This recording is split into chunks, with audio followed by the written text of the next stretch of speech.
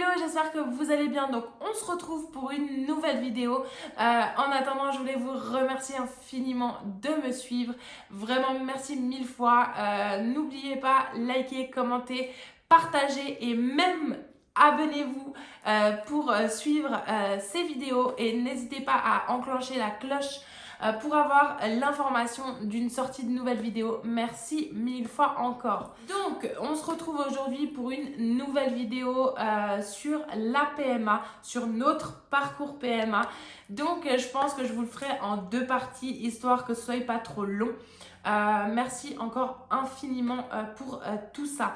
Donc, pour vous faire la suite un petit peu de la vidéo concernant nos essais bébés, donc, pour vous expliquer un petit peu, on a eu un événement qui a fait que déclenché l'envie d'aller plus loin pour vraiment avoir ce petit baby chou avec nous qui j'espère, s'installera très rapidement. Donc, pour vous expliquer très brièvement, j'ai ma meilleure amie qui est tombée enceinte l'année dernière, au mois de mai. Et du coup, c'est vrai que je pense que ça a été notre déclic où on s'est dit, bon, maintenant, on va vraiment lancer les démarches parce que ça faisait 5 ans, presque 5 ans qu'on était en essai bébé. Et c'est vrai que c'est compliqué d'encaisser tout le temps. Et c'est vrai que du coup, on s'est dit, allez, c'est parti, on se lance. J'avais un petit peu pris des informations sur les aides en France concernant la procréation. Donc du coup, j'ai trouvé des informations sur la PMA, qui est la procréation médicalement assistée. Et du coup, j'ai dit, autant se lancer, on y va, j'étais dessus et du coup j'ai pris contact avec le centre AMP du Chal.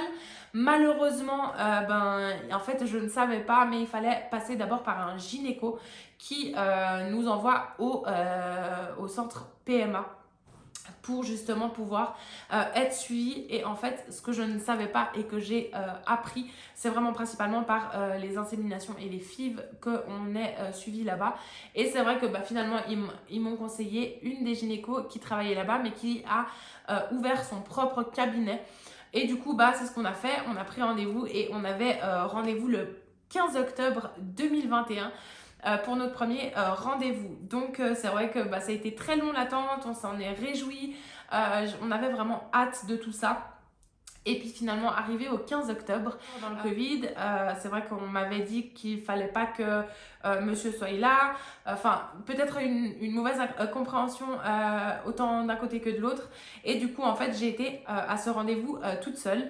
Et en fait, j'ai un petit peu exposé. J'ai donc exposé la situation à la gynécologue. Et c'est vrai que elle a tout de suite compris que ça faisait un certain temps. Elle m'a un petit peu expliqué, voilà, c'était beaucoup sur l'information, elle a vérifié certaines choses, elle a voulu valider justement ce syndrome des ovaires polykystiques parce que effectivement entre la France et la Suisse, c'est deux territoires différents et donc il fallait revalider au niveau de la France et au niveau de la sécurité sociale mon syndrome pour d'éventuelles démarches pour la suite. Donc c'est ce qu'on a fait, on a fait tout ce qui était première petite chose et elle m'a donné aussi toutes les ordonnances pour justement pouvoir faire les premiers contrôles, faire une prise de sang entre J2 et J4 si je ne me trompe pas pour valider justement ces hormones qui n'étaient pas correctes et qui sont en lien avec le SOPK. Donc voilà, on a fait tous ces examens. Elle nous a donné aussi pour monsieur le spermogramme à effectuer, ce qu'on a effectivement fait et on a eu rendez-vous après le 29 novembre 2021 où là on est allés tous les deux parce que effectivement monsieur avait le droit de venir sachant que c'est un parcours qui se fait à deux. Donc du coup elle a pu rencontrer aussi monsieur, il a pu aussi dire ce qu'il ressentait, ce qu'il avait besoin, etc. Et on a eu aussi les résultats justement du spermogramme, de ma prise de sang. Et donc, on a appris à ce moment-là, en fait, que très clairement, monsieur avait attrapé une bactérie. Alors, c'est pas une bactérie qui se traite quand on est en essai naturel, c'est pas une bactérie qui a un impact, mais pour un parcours PMA, c'est quelque chose qui se traite tout simplement. Pourquoi, je ne sais pas, mais voilà, ça se traite. Donc on a dû prendre un antibiotique. Pour la bactérie, c'est l'uréplasma, et du coup, on a dû être traités tous les deux pendant 15 jours sous antibiotiques. Il nous a mis aussi, donc à moi, un complément alimentaire pour le syndrome des ovaires polykystiques, et pour monsieur, des compléments alimentaires pour justement rebooster un petit peu les spermatozoïdes pour nous donner le plus de chances possible. Entre-temps, donc deuxième rendez-vous, et ensuite ce qui s'est passé, c'est qu'on avait 3 mois d'attente pour justement faire toutes les choses possibles qu'elle nous avait demandé, donc de prendre l'antibiotique, les compléments alimentaires qui ont besoin de 3 mois d'efficacité à ce moment-là, donc il fallait attendre 3 mois, et de pouvoir refaire un spermogramme au mois de février 2022. Donc du coup, c'est ce qu'on a fait.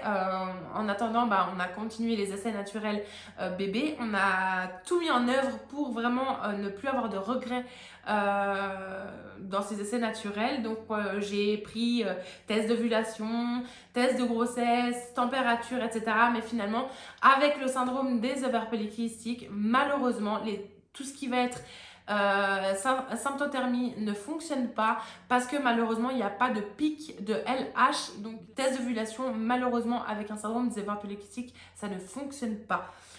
Donc voilà, je l'ai appris par la suite, et je n'ai aucun regret sur ces essais naturels jusque là, et on est arrivé le jour du spermogramme de monsieur qui a été fait le 28 février 2022, qui s'est avéré très positif par rapport au précédent.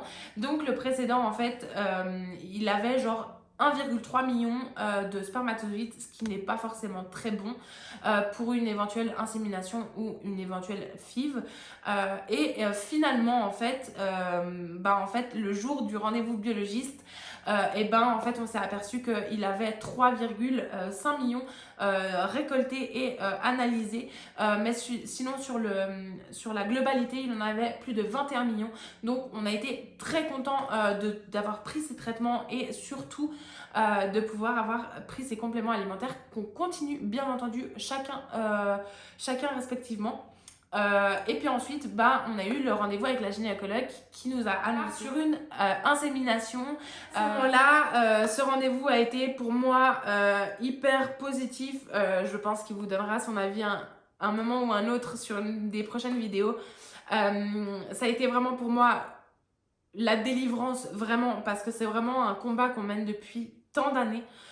Et ça a été très compliqué pour moi de vivre tout ça toutes ces années, et maintenant je sais que les choses sont concrètes et que réellement on va avoir c'est parti, on y va, on commence. Et du coup elle nous a expliqué un petit peu tout ça, et elle nous a demandé de prendre rendez-vous chez les biologistes. Donc nous avons été il me semble le 15 mars voir ces biologistes, et vraiment le 17 mars pardon, excusez-moi. Et c'est vrai que voilà, elle nous a tout expliqué, comment ça allait se passer l'insémination, etc., etc. Donc vraiment j'en suis hyper contente. Et puis en fait après il a fallu reprendre rendez-vous avec la gynécologue. Donc la gynécologue, je l'ai vue le 31 mars. Ce qui m'a permis justement de pouvoir en fait tout simplement recevoir nos ordonnances pour les traitements, et on a pris aussi la décision de déclencher mes règles, parce que finalement en fait les 2 derniers cycles j'ai pas réellement eu de règles. Ça a été un jour, même pas, voilà, c'était très particulier. Donc vraiment on a pris la décision de pouvoir déclencher ces règles par du faston. Donc voilà un petit peu où on en est actuellement. Je vous partagerai une autre vidéo sur notre parcours PMA pour vous un petit peu vous partager tout ce qu'on fait dans les mois prochains et comment ça fonctionne, et surtout est-ce qu'il y a une réussite ou pas. Donc je vous partagerai lors d'une prochaine vidéo tous ces détails là. En attendant, je vous remercie infiniment de me suivre au quotidien, que ce soit sur Instagram ou ici sur YouTube. Vraiment je vous remercie 1000 fois. Je vous laisse liker, commenter, partager et surtout vous abonner à la chaîne, et éventuellement d'activer la petite cloche pour être informé d'une nouvelle vidéo qui sortira dans ces prochains jours. Je vous fais plein de bisous et je vous dis à bientôt. Ciao!